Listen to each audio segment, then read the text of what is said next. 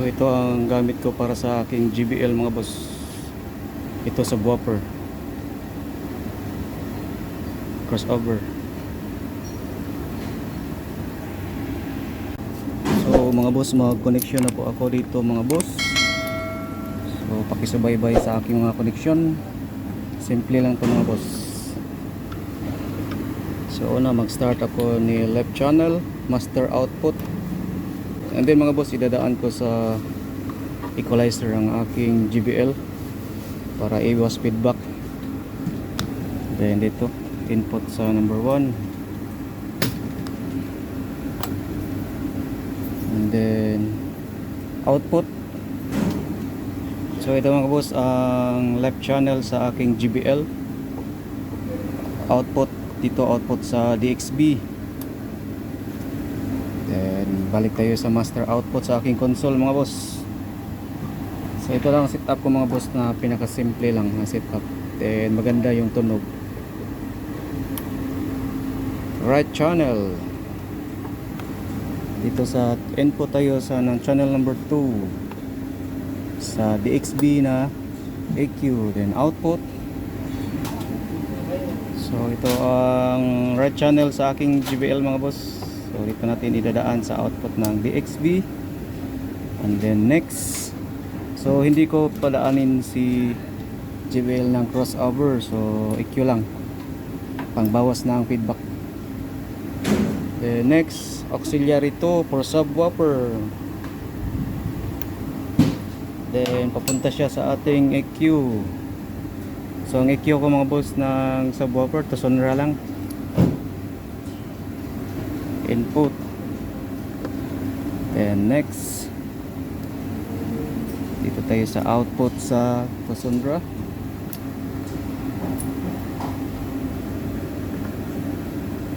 And then mga boss, i-input natin sa crossover. So yung subwoofer lang ating padaanin sa crossover mga boss. Input. Then output ng crossover.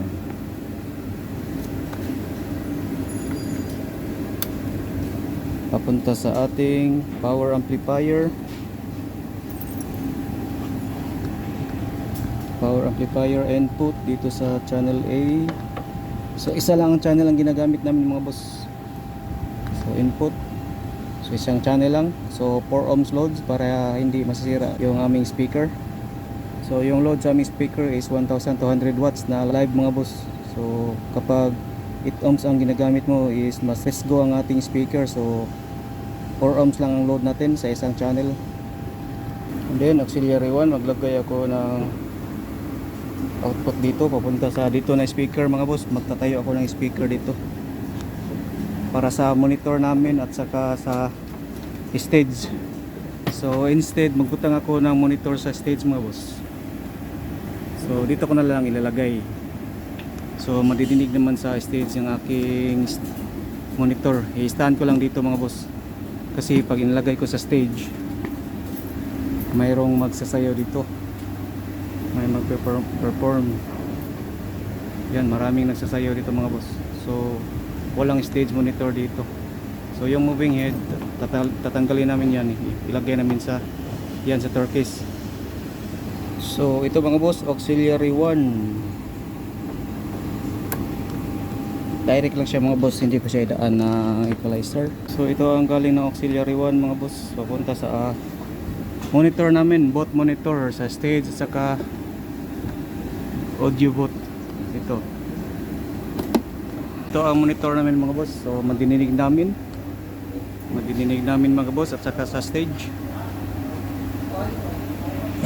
So aming front of house speaker JBL, then may pa-delay ako doon sa unahan na SL. Ayun sa likod na parled.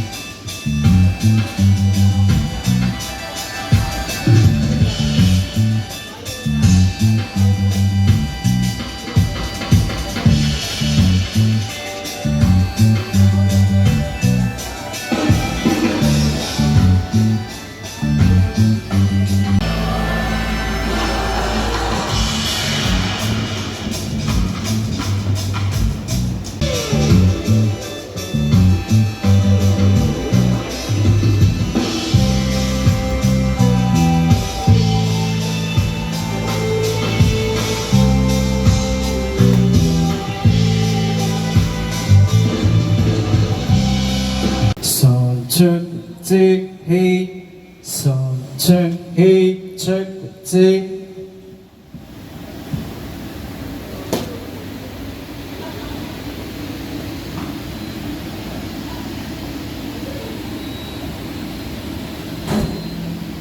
check the check.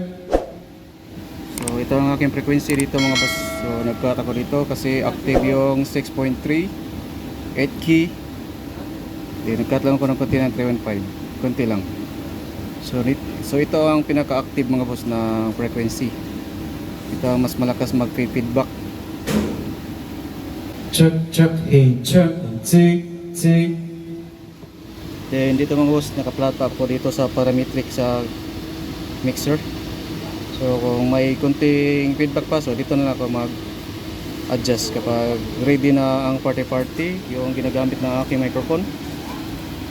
But you're here in my heart, so who can stop me if